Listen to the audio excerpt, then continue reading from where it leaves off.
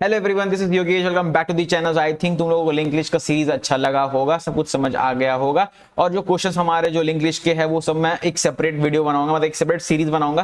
Question related to link list, question related to stack, ऐसे कर करके और हम लोग फिर आगे कंटिन्यू कर रहे होंगे। So now we have officially started recursion start कर दिए हैं। बट आई थिंक तुम्हें थोड़ा ट्री का कॉन्सेप्ट लगेगा, बिकॉज रिकर्सिव ट्री भी तुम्हें एक्सप्लेन करना है, तो मैं पैरेलली ट्री भी थोड़ा बहुत बता दूंगा। Okay, so let's start with recursion. But उससे पहले एक इंपॉर्टेंट बात, चैनल में नए हो गए तो चैनल को सब्सक्राइब करो, बेल आइकन को प्रेस करो, जिसमें सारी वीडियो अपडेट सबसे पहले मिलते रहे। ओके, एंड या you can go and check out our playlist, जिसमें तुम्हें बहुत कुछ दिख रहा होगा, like Java collection, STL, OOPs concept, C plus plus programming and Python programming. So currently we are doing, क्या बोलो DSA with C plus plus. ठीक है, सो चलो करते हैं start. So what is recursion, what is base case, stack, ये सब आज के क्लास में लोग देखने वाले हैं। सो पहले देखते हैं व्हाट इज रिकर्जन। तो जैसे मैं बना रहा हूँ फॉर एग्जांपल फंक्शन, ठीक है, ये हमारा एक फंक्शन है और इस फंक्शन के अंदर क्या कर रहे हैं हम लोग, सेम फंक्शन को कॉल कर रहे हैं, right. So we are calling this function inside its function, मतलब फंक्शन के अंदर ही सेम फंक्शन को कॉल करो, इससे हम लोग बोलते हैं एक तरफ से recursion.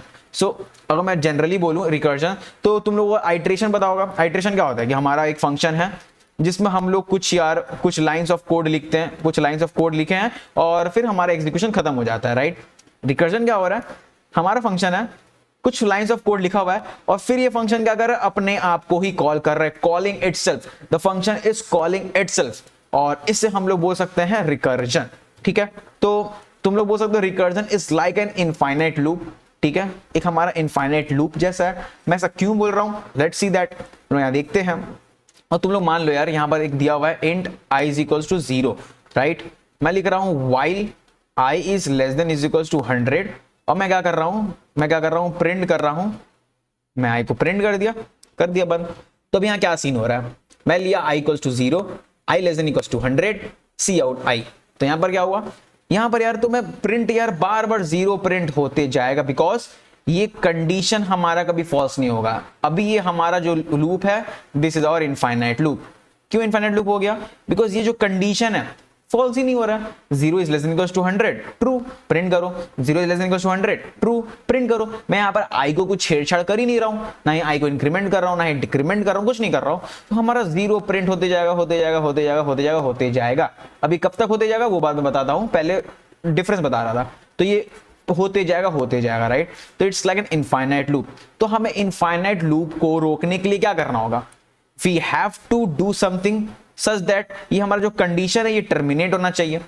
So what we have to do, तो इस केस में क्या करना होगा, मुझे i को इंक्रीमेंट करना होगा, जिससे ये एट लास्ट 100 टाइम्स चलने के बाद ये टर्मिनेट हो जाएगा।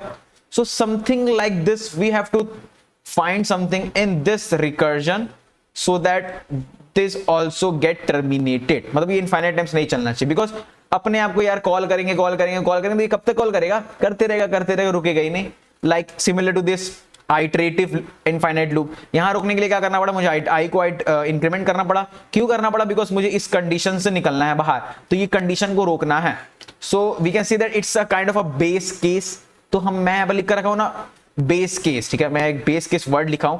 तो base case in the sense बोल सकते हैं एक केस मुझे लिखना है जिससे मैं इस इनफाइनाइट लूप को टर्मिनेट करा सकूं। तो कंडीशन तो मेरे पास था ही, मुझे i को इंक्रीमेंट कराना पड़ा, जिससे यहां पर मैं कभी ना कभी आ पाऊं, राइट। तो इस वैल्यू से टर्मिनेट हो पाऊं। तो मुझे यार इस रिकर्सिव जो मैं फंक्शन लिखा हूं उससे मुझे टर्मिनेट होना, मतलब बाहर निकलना है। मैं कैसे लिख लूंगा, तो उसके लिए मुझे कुछ बेस केस लिखना होगा। So I can write like a base case. ठीक है, मैं कुछ बेस केस लिखूंगा जिससे फर्दर फंक्शन आगे आइटरेट नहीं करेगा, मतलब आगे कॉल नहीं करेगा फंक्शन को, वो पीछे आते जाएगा, मतलब रुक जाएगा, वो इनफाइनाइट लूप नहीं चलेगा। और बेस केस को कैसे लिखते हैं, क्या करते हैं, आई विल एक्सप्लेन एवरीथिंग। ठीक है, तो बेस केस समझ आया, एक ऐसा कंडीशन जिससे मैं इस इनफाइनाइट लूप को रोक सकूं, मतलब यार इनफाइनाइटली नहीं चलने दूंगा मैं इसे कभी ना कभी आके रुकना होगा। So that is the case which you are going to use, that case is base case. ठीक है, एक कंडीशन मुझे लिखना होगा जिससे इस इनफाइनाइट लूप को मैं रोक सकूं। ठीक है, उसे चलते नहीं देना है, रोकना है कभी ना कभी, तो उससे क्या होगा, वो रुक जाएगा, right. So that is base case. हम लोग इस बारे में फर्दर डिस्कस करेंगे। So let's understand what is stack frame. तो first of all let's see कि हमारा ये रिकर्सिव फंक्शन है, रिकर्सिव कॉल है, ये तुम इसे और इसी रिकर्सिव कॉल, इस जो मैं कर रहा हूं यहाँ कॉल जो कर रहा हूं, इसे मैं रिकर्सिव कॉल बोलता हूं। ठीक है, सो हमारा जो ये फंक्शन है, वेरिएबल्स ये सब कहां स्टोर होते हैं। सो हमारे पास एक मेमोरी है, राइट, वी नो दैट हमारे पास मेमोरी होता है। और हमारे पास एक स्टैक मेमोरी होता है उसके अंदर में, राइट। बहुत स्टैक मेमोरी, ही मेमोरी, बहुत कुछ होता है, but let's talk about stack memory. तो हमारे जितने भी रिकर्सिव फंक्शंस है, ठीक है, रिकर्सिव फंक्शन, वेरिएबल, उससे जितने भी बंदे हैं वो लोग स्टैक मेमोरी में आके स्टोर होते हैं, ठीक है। कैसे स्टोर होते हैं वो बताता हूं। So this is my stack memory, ये मेरा स्टैक मेमोरी है, ओके। हमारा जो फंक्शन कैसे लिखा हुआ था, लेट्स राइट, ये फंक्शन है, राइट। मैं फंक्शन को कॉल किया, ये फंक्शन मेरा इधर में आ गया, राइट, ये फंक्शन मेरा आ गया। मैं फिर से फंक्शन को कॉल किया, वो फिर से कॉल कर दिया। तो देखो यार ऐसे स्टोर होता है। फिर से मैं फंक्शन को कॉल किया, फिर से आया, फिर से ऊपर आया, फिर से ये कॉल किया, मतलब ये अपने आप को कॉल करते हुए जा रहा है बार बार, ठीक है। तो ये मेमोरी में ऐसे स्टैक होते हुए फिल हो रहा है, दिस इज स्टैक मेमोरी। यहां पर मैं बंदे को डालते जा रहा हूं, डालते जा रहा हूं, डालते जा रहा हूं, और मुझे रोकना होगा ना इसे। तो हमारा वो क्या था बंदा, बेस केस। अगर मेरे पास बेस केस है तो अब मैं रुक जाऊंगा, ठीक है। मान लो मेरे पास बेस केस नहीं रहता, if I don't have base case, तो मैं ये फंक्शन को कॉल करते जाता और ये मेरा ओवरफ्लो हो जाता, स्टैक ओवरफ्लो। इसे हम लोग बोलते हैं स्टैक ओवरफ्लो। हमारा ये स्टैक मेमोरी है, मैं यहाँ पर स्टैक इसे डालते जा रहा हूँ, डालते जा रहा हूँ, डालते जा रहा हूँ, और ये कभी ना कभी तो यार मेमोरी फिल होगी ना। हमारे पास एक लिमिटेड स्पेस होता है ना, स्टैक मेमोरी का भी अपने एक लिमिटेड स्पेस होता है। तो मैं जैसे ही पूरा फिल कर दिया, स्टैक मेमोरी फिल हो गई, अब वो ओवरफ्लो होने लगेगा, मतलब बाहर निकलने लगेगा। तो this is known as stack overflow, ठीक है। तो इसे रोकने के लिए हमने क्या सीखा, इस स्टैक ओवरफ्लो को रोकने के लिए हमने बेस केस देखा, ठीक है। बेस केस से क्या होगा, अब वो फर्दर प्रोसीड नहीं करेगा, फर्दर कॉल्स नहीं मार रहा होगा, ठीक है। सो उसके लिए जैसे मैं बेस केस मारा तो यहां पर देखो तो वो रुक जाएगा फंक्शन। तो स्टैक फ्रेम्स क्या थे, this are the stack frames. यार ये पूरा एक पार्ट है, ये पूरा स्टैक फ्रेम, ये एक स्टैक फ्रेम, ये एक स्टैक फ्रेम, ये एक stack frame, this is one stack frame, this is one stack frame, this is stack frame. मतलब हमारे स्टैक में सारे फंक्शन आके लोड हो रहे हैं ना, तो मैं पूरे पार्ट को एक फ्रेम बोलता हूं। This one of my frame, this one frame, this is one frame, this is one frame. तो this are stack frames, simple बात, ठीक है। ऐसा सीन हमारा हो रहा है स्टैक फ्रेम्स के बारे में। एंड जैसे मैं बेस केस हिट किया तो मेरा क्या होगा यार, मैं प्रीवियस स्टैक फ्रेम में आ जाऊंगा। तो अब ये प्रीवियस में आया, ये डिस्ट्रॉय। अब मैं इसे प्रीवियस में आया, ये डिस्ट्रॉय, ये प्रीवियस में आया, ये डिस्ट्रॉय, मैं प्रीवियस है डिस्ट्रॉय। इसका मतलब यार ये स्टोर नहीं रहेगा। जैसे मैं प्रीवियस स्टैक फ्रेम्स में आते जाऊंगा, जैसे मैं प्रीवियस स्टैक फ्रेम में आते जाऊंगा, तो करंट स्टैक फ्रेम डिस्ट्रॉय होते जाएगा, ठीक है। फाइनली मैं बाहर निकलूंगा तो सब डिस्ट्रॉय हो जाएगा, ठीक है। तो यार ये बहुत मस्त चीज है स्टैक्स की, या बस प्रीवियस स्टैक फ्रेम में आते आते सब डिस्ट्रॉय होते जाएंगे। सो यार this was everything about stack frames. So students, I think sure कि आपको अभी तक लेक्चर में जो भी मैं बोल रहा हूं आपको समझ आ रहा होगा। यहां पर मैं सिर्फ 1 मिनट का ब्रेक लेकर आपको न्यूटन स्कूल के बारे में बताना चाहूंगा। सो न्यूटन स्कूल बेसिकली एक ऑनलाइन लर्निंग प्लेटफॉर्म है जहां पर आपको फुल स्टैक डेवलपमेंट के कोर्स में एनरोल करके आपकी ड्रीम जॉब्स प्लेसमेंट पा सकते हैं। And the best part is that यहाँ प्लेसमेंट लगने तक आपको कोई फीस नहीं देनी होगी। यहाँ पर आपको live classes, industry projects, mock interviews और पर्सनल मेंटरशिप जैसे अमेजिंग बेनिफिट्स मिलेंगे। So check out the link in the description to skyrocket your coding career with Newton School. Okay, so now let's discuss about types of recursion. So there are 2 types of recursion. One is tail recursion and other is head recursion.